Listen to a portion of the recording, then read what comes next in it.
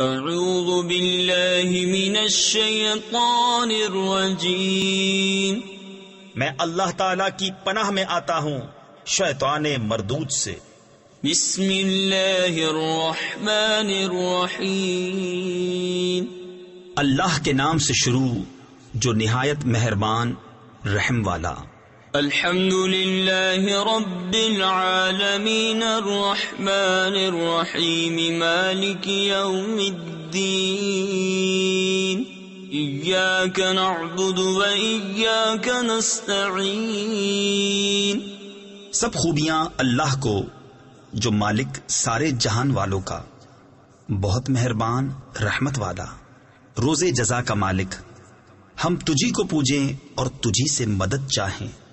تفسیر خزائن العرفان میں ہے، اس میں یہ تعلیم فرمائی کہ مدد بالواسطہ ہو یا بلا واسطہ، ہر طرح اللہ تعالی کے ساتھ خاص ہے۔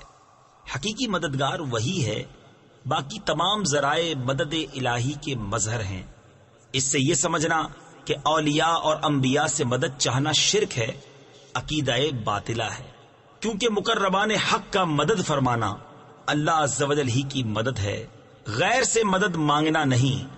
اہدنا الصراط المستقیم صراط الذین انعمت علیہم غیر المغضوب علیہم ولا الضالین۔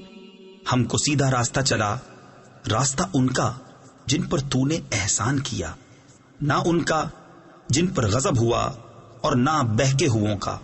صدق اللہ العظیم۔